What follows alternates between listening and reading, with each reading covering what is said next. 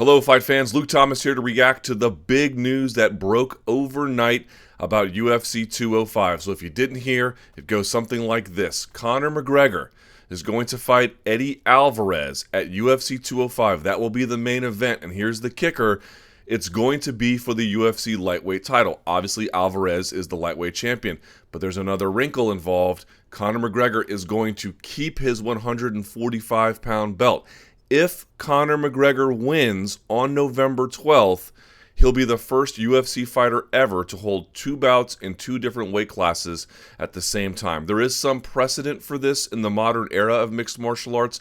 Obviously, he held two belts in previous organizations. Other fighters on smaller organizations have done the same thing, but Dan Henderson held both the welterweight and middleweight title in Pride at the same time. And there have been other champions like Randy Couture and BJ Penn who have been champions in two different weight classes, but never two weight classes at the same time. So let's break down some of the good, some of the bad, some of the weird about this. There's a lot to like here if you're a fight fan. Let's go over some of the facts here. First of all, the UFC needed a big-time main event for this card. Why? Well, the UFC's first event in Madison Square Garden, it's the first event in New York since the law was changed, basically in the modern era for the UFC. They couldn't come here without some kind of showcase headliner. Remember, they had gone to Albany and lobbied not merely to get the law changed, but with a certain set of promises that they would be back a certain number of times each year in various cities throughout the state to promote their own product and, of course, bring revenue to that state, and that in their bigger cards, and especially their debut event at Madison Square Garden, they were going to bring a UFC 100 level event. They kind of had to produce something of significance here. And before this fight was announced, they did have two title fights. For the women's strawweight title, Joanna Jędrzejczyk versus Karolina Kowalkiewicz. That obviously will have a big pull at the gate with the Polish contingent there in the New York area and the tri-state area. And then, of course, for the welterweight title, Tyron Woodley versus Wonderboy. And those are sensational fights. No one would argue against them, but they didn't have something that was a real marquee billing, a superstar, a Ronda Rousey, something of that kind of level. Well, now they do. Conor McGregor versus Eddie Alvarez satisfies any number of those conditions, not least of which is definitely you can expect that event to be sell out depending on the ticket prices, but if not that, very, very close. And obviously Conor McGregor is reliable, of course, for significant returns on pay-per-view. So this is going to be a very, very big fight. And obviously there's some history on the line here. This is big. Conor McGregor could be the first person to win two belts in two different weight classes, as we mentioned before, at the same time.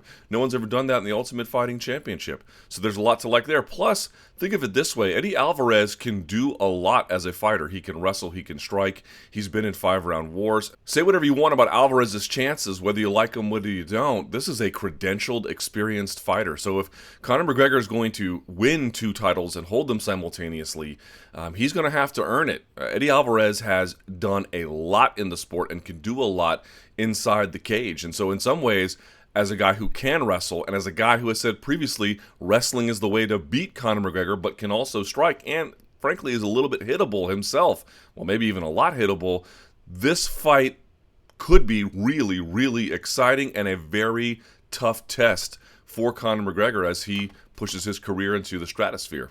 And now, look, this card is phenomenal. At the top, Conor McGregor taking on Eddie Alvarez. There's your crown jewel of the event. We mentioned before, Wonderboy versus Woodley.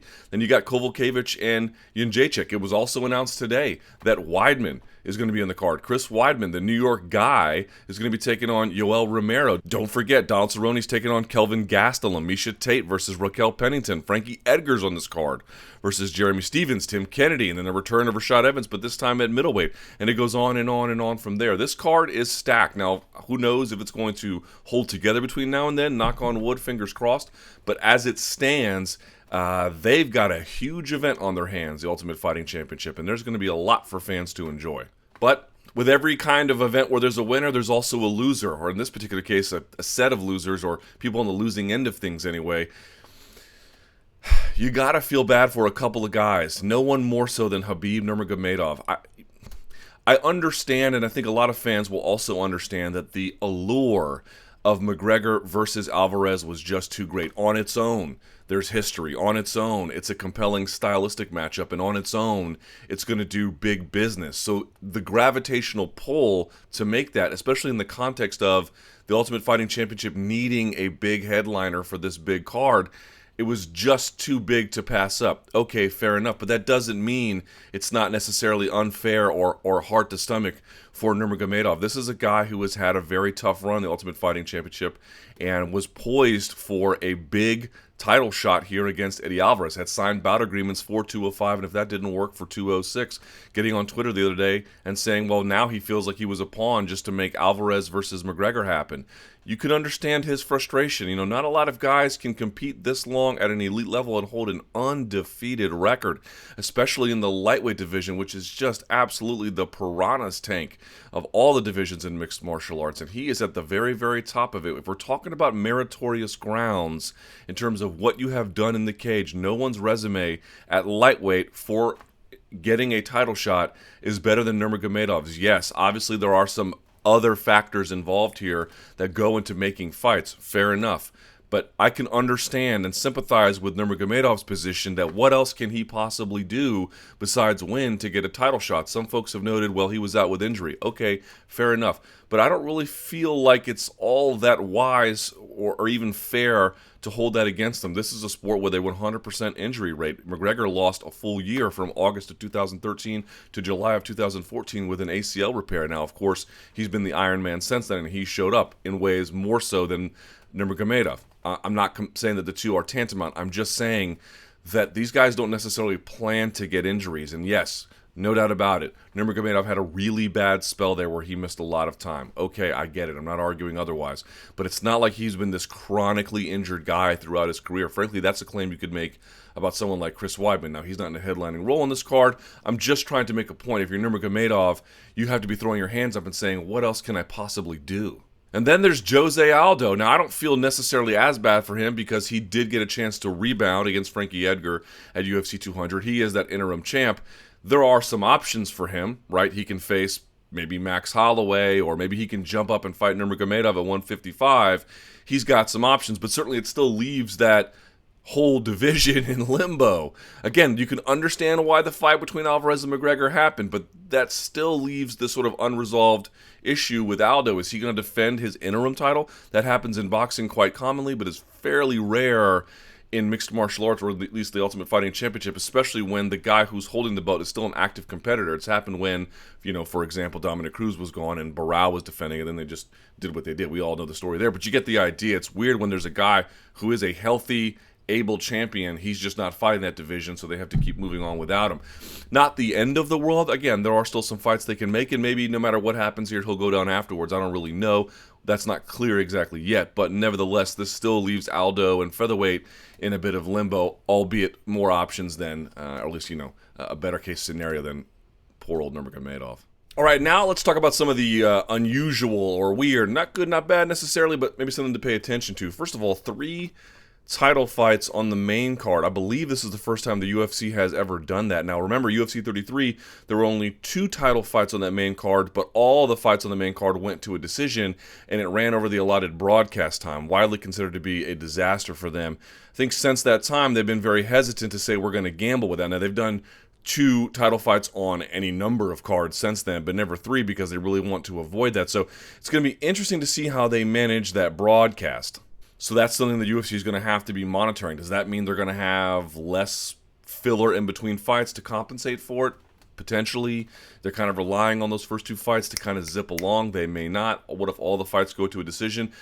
Again, not a deal breaker, not the end of the world, but definitely a bit of a turn for the Ultimate Fighting Championship in terms of how they present events. And then last but not least, there's this talk about, to what extent is this kind of matchmaking justified? If you've got a guy like Nurmagomedov, who, yes, had some injury woes, but is undefeated at lightweight and is your clear top contender. I mean, whose resume in terms of wins at 155 right now is better than his? Nobody, right? Except for Eddie Alvarez, who's the champion. But I mean, among contenders, he's the most deserving. But again, we can also understand that this incredible financial pressure and needs the Ultimate Fighting Championship faces makes making that Alvarez versus McGregor bout all the more essential. And also, McGregor exercising his leverage to a strong degree pushes that along. But it raises this question of, is this sport? How do fighters really get ahead? Is this spectacle? What is the mix in between? And look, we can all reasonably disagree. Some people take the route that, look, this is nothing but prize fighting.